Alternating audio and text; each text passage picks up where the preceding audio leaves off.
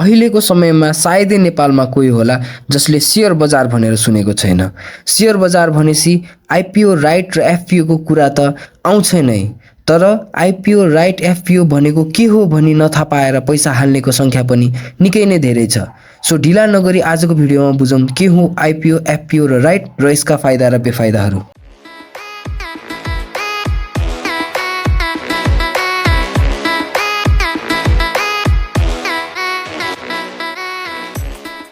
हाम्रो टपिकमा अगाडि बढ्नुभन्दा पहिले एउटा शेयर बजारको बारेमा सानो ब्याकग्राउन्ड बनाऊँ है त। शेयर बजारमा जहिले पनि दुईवटा मार्केटहरू हुने गर्दछन्। एउटा हुन्छ प्राइमेरी र अर्को हुन्छ सेकेन्डरी। प्राइमेरी मार्केटमा चाहिँ कम्पनीले पब्लिकलाई शेयर इस्यु गर्ने गर्दछ र सेकेन्डरी मार्केटमा चाहिँ शेयर होल्डर्स बीच ब्रोकरको थ्रुबाट किनबेच हुने गर्दछ। आज हामीले कभर गर्न लागेको टपिक आइपिओ राइट र एफपिओ तीनैवटा प्राइमेरी मार्केटमा पर्छ। अब कभर गरौँ आइपिओ। आइपिओ भनेको कुनै पनि कम्पनीले पहिलोचोटि आफ्नो शेयर्स पब्लिकलाई अफर गर्नु हो। नेपालमा धेरै जस्तो कम्पनीजको आइपिओ 100मा लिस्ट हुने गर्दछ, तर कुनै पनि कम्पनीले सर्टेन क्राइटेरिया पूरा गरेर प्रिमियममा पनि शेयर निकाल्न सक्दछ। कुनै पनि कम्पनीले प्रिमियममा आइपिओ कसरी निकाल्छ भनेर बुझ्नको लागि हामीहरूलाई फलो गर्नु होला। हामीहरू छिटै नै तपाईहरुको लागि त्यो टपिकमा भिडियो बनाएर आउने नै छौं। अब बुझौँ आइपिओ निकाल्नाले पब्लिक र कम्पनीलाई हुने फाइदाहरू र बेफाइदाहरू। कुनै पनि कम्पनीले आइपिओ निकाल्दाखेरि हामीहरु जस्तो नर्मल पब्लिकलाई के फाइदा हुन्छ भन्दाखेरि सानो लगानीकर्ता भए नि हामीले ठूलो कम्पनीमा लगानी गर्न पाउँछौं र भरेको दिनमा त्यो शेयर बेचेर क्यापिटल गेन्स पनि कमाउन सक्छौं। र यसको घाटा भनेको चाहिँ यो अलिकति रिस्की हुन सक्छ। यस्तो इन्भेस्टमेन्ट्सहरु भरेको दिनमा शेयर प्राइस तल गयो भने हामीहरुलाई लस हुन सक्छ। त्यो चाहिँ यसको बेफाइदाहरू हुन्। अब बुझौँ आइपिओ निकालेर कम्पनीलाई चाहिँ के फाइदा हुन्छ भनेर। कम्पनीलाई हुने फाइदा भनेको त्यहाँ पहिलेदेखि लगानी गरेका लगानीकर्तालाई आफ्नो पैसा मोनिटाइज गर्ने एउटा माध्यम खुल्छ र उनीहरुको कम्पनीको भिजिबिलिटी र क्रेडिबिलिटी पनि मार्केटमा फेरि बढेर जाने गर्दछ र उनीहरुलाई फेरि पनि पैसा उठाउनु पर्यो बजारबाट भनेपछि सजिलो हुन्छ। जस्तै एफपीओ राइट फालेर उनीहरुलाई पैसा उठाउन निकै नै सजिलो हुन्छ। अब बुझौँ आइपिओ निकालेर कम्पनीलाई चाहिँ के घाटा हुन्छ भनेर। कम्पनीलाई हुने घाटा भनेको पहिलेदेखि रहेका शेयर होल्डर्सहरुको शेयर डाइल्युट हुने गर्दाखेरि अब बोर्डमा नयाँ मान्छेहरु आउँछन् र डिसिजनहरु पारित गर्न अलिकति अप्ठ्यारो हुन्छ। र दोस्रो बेफाइदा भनेको रेगुलेटरी कम्प्लायन्स विथ 7। अब पब्लिक कम्पनी भइसकेपछि 7 ले रेगुलेट गर्छ र 7 को रेगुलेसनमा बस्न प्राइभेट कम्पनीको रेगुलेसन भन्दा अलिकति अप्ठ्यारो हुने गर्दछ। हामीले भिडियोमा अगाडि पनि भनेका थियौं आइपिओ गरेपछि it will be easier for companies to raise capital र त्यो माध्यममा दुईटा माध्यम पर्छ भनेर पनि कुरा गरेका थियौं, राइट शेयर र एफपीओ। राइट शेयर र एफपीओ खास गरी कम्पनीहरुले किन गर्छन् भन्दाखेरि आफ्नो भएको ऋण तिर्न, एक्सपान्ड गर्न या नयाँ कम्पनीहरु किन्नको लागि गर्ने गर्दछन्। अब बुझौँ राइट शेयरको बारेमा। राइट शेयर भनेको चाहिँ पहिलेदेखि लगानी गरिरहेका लगानीकर्तालाई कम्पनीले फेस भ्यालुमा फेरि पनि लगानी गर्न दिनु हो र त्यो नेपालमा धेरै जसो 100 रुपैयाँमा हुने गर्दछ र कुनै पनि लगानीकर्ताले लगानी राइटमा लगानी गर्ने कि नगर्ने भनेर उसको आफ्नो डिसिजनमा भर पर्ने गर्दछ।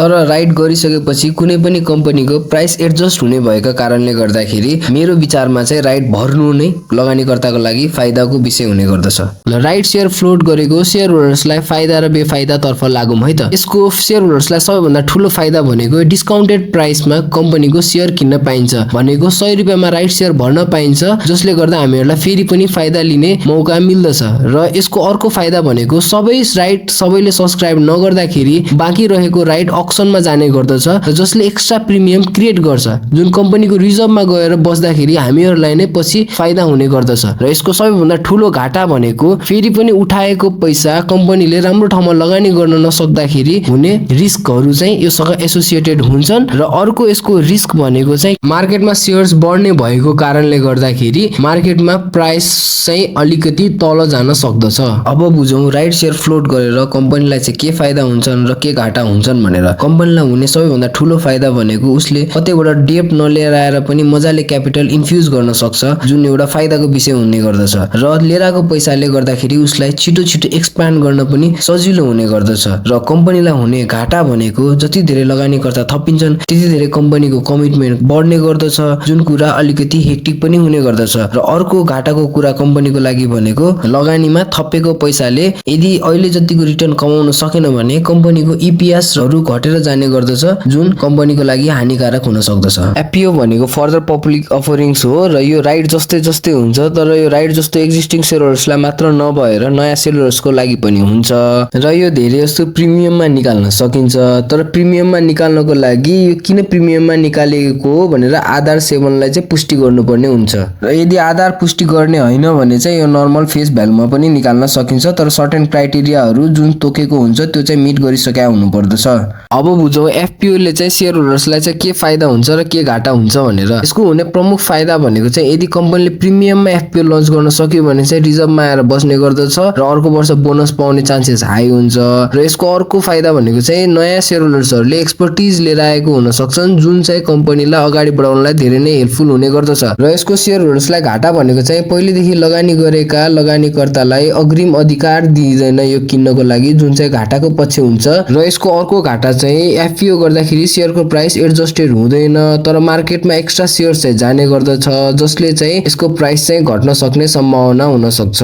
अब बुझौँ एफपीओ ले कम्पनीलाई चाहिँ के फाइदा हुन्छ र के घाटा हुन्छ भनेर। कम्पनीलाई हुने मुख्य फाइदा भनेको चाहिँ नयाँ शेयर होल्डर्सहरू आउँछन् जसले चाहिँ डिफ्रेन्ट एक्सपर्टिजहरू लिएर आउन सक्दछन्। र अर्को फाइदा भनेको चाहिँ प्रिमियम चार्ज गर्न सक्छ जसले चाहिँ रिजर्भमा बस्दाखेरि उनीहरूसँग क्याश होल्डिङ चाहिँ बढी हुने गर्दछ। र यसको घाटा भनेको चाहिँ कस्ट एन्ड रेगुलेटरी रिक्वायरमेन्ट भनिन्छ, जुन भनेको चाहिँ नयाँ एफपीओ गर्दाखेरि फेरि अन्डरराइटिङ कस्टहरू डिफ्रेन्ट कस्टहरू इन्क्योर गर्नुपर्छ जुन चाहिँ अलि महँगो हुन सक्छ।